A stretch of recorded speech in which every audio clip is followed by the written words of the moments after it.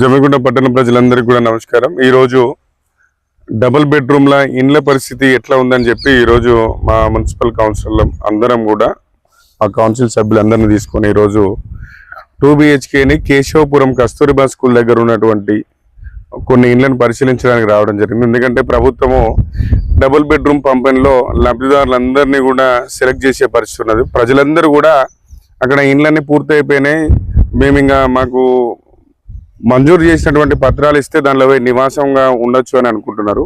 ఈరోజు జమ్మిగుంటకు మొత్తం కూడా 500 డబుల్ బెడ్రూమ్లు.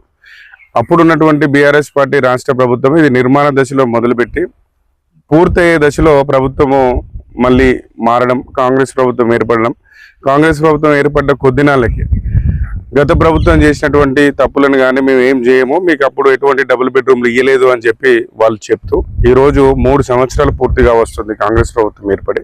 ఈరోజు ప్రభుత్వానికి మేము మా యొక్క విజ్ఞప్తి, జమ్మిగుంట మున్సిపల్ కౌన్సిల్ తరపున ఒక విజ్ఞప్తి, ప్రజల్ని ఎవరిని కూడా ఎవరు మోసం చేయొద్దు. ఏ ప్రభుత్వాలైనా కూడా ప్రజలకి మెరుగైన సదుపాయాలు ఉండడానికి ఒక మంచి ఇల్లు అనే ఒక పథకాన్ని తీసుకొచ్చినటువంటి ఏ ప్రభుత్వానైనా ప్రజలు ఆదరిస్తారు. ఈరోజు కాంగ్రెస్ పార్టీ గత ప్రభుత్వం ప్రారంభించినటువంటి 2 BHKని ఈరోజు పంచడానికి హడావుడిగా మేము గెలిచి ఇప్పుడు 6 నెలల కాలం పూర్తి వస్తుంది.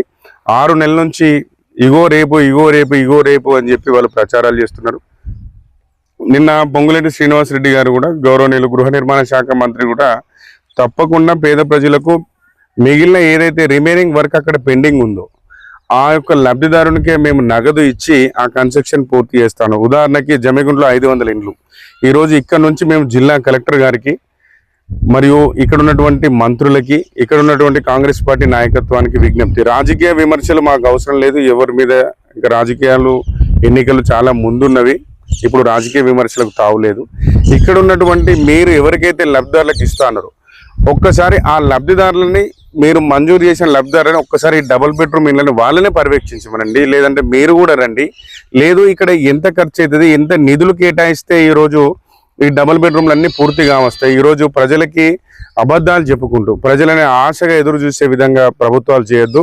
దయచేసి జిల్లా కలెక్టర్ గారు, స్థానికంగా ఉన్నటువంటి మున్సిపల్ కమిషనర్ గారు, హౌసింగ్ పీడీ గారు, ఎంతసేపు ఇక్కడ 240 ఇండ్లు ఉన్నాయని చెప్పి కస్తూర్బా స్కూల్ దగ్గరనే ఇక్కడ నిర్మాణ దశలో రేపు పొద్దున వచ్చి నివాసయోగ్యంగా ఉండడానికి ఉన్న ఇండ్లు మాత్రము 24 ఇండ్లు మాత్రమే నివాసయోగ్యంగా రేపు పొద్దున వచ్చి ఊడ్చుకొని కిటికీలో దర్వాజాలో పెడితే ఉండొచ్చు. మిగతా అన్ని, ఒకటేమో ఫౌండేషన్ స్టేజ్లో ఉంది, ఒకటేమో పిల్లర్ స్టేజ్లో ఉంది, ఒకటేమో G+1 కట్టి G+2 పెండింగ్లో ఉన్నది. లోపల ఇక్కడ ఉన్నటువంటి మెటీరియల్ని, కన్స్ట్రక్షన్ అంతా కూడా గుర్తు తెలియని వ్యక్తులు ధ్వంసం చేసిండ్రు. అంటే పూర్తిగా కూడా శిథిలంలో, అంటే ఇక్కడ ఎవరు నివసించే పరిస్థితి లాగా కనబడడం లేదు. దయచేసి జిల్లా పాలనాధికారిగా వారు ఉన్నారు కనుక క్షేత్రస్థాయి నుంచి వారికి వస్తున్నటువంటి రిపోర్ట్ వారే ప్రభుత్వానికి చేరవేయాలి కనుక ఇక్కడ ఉన్నటువంటి హుజురాబాద్ శాసనసభ్యులకి మరియు ఇక్కడ ఉన్నటువంటి పార్లమెంట్ సభ్యులకి కూడా మా విజ్ఞప్తి, ఈరోజు ప్రభుత్వం తీసుకున్నటువంటి నిర్ణయాలపైన మీరు కూడా ఒకసారి జిల్లా కలెక్టర్ గారితో చర్చించండి. పేద ప్రజలకు ఇస్తున్నటువంటి ఇండ్లు ఇంకా పూర్తి దశలో లేవు.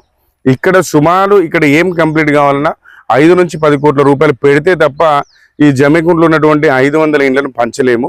దయచేసి ప్రభుత్వాలు దృష్టి సారించి ఇక్కడ నిర్మాణ దశలో పూర్తిగానే వాటిని అన్నింటినీ కూడా క్షేత్రస్థాయిలో ఆలోచించి జమ్మిగుంట పట్టణ ప్రజలు ఎవరైతే డబుల్ బెడ్రూమ్ మేము అర్హులం అనుకునేవారు దయచేసి ఒక ఉదయం పూట ధర్మారం కానీ, మారుతి నగర్ కానీ, కస్తూర్బా స్కూల్ కానీ మీరే స్వయంగా వచ్చి ఒకసారి విజిట్ చేసి వెళ్తే ఇక్కడ ఎవరైతే అబద్ధపు మాటలు చెప్తున్నారో, ఎవరు నిజం చెప్తున్నారు, ఈరోజు ఏదో రాజకీయ పబ్బం కనుక్కోవడానికి ఇక్కడ మేము ఎవరం రాలేదు.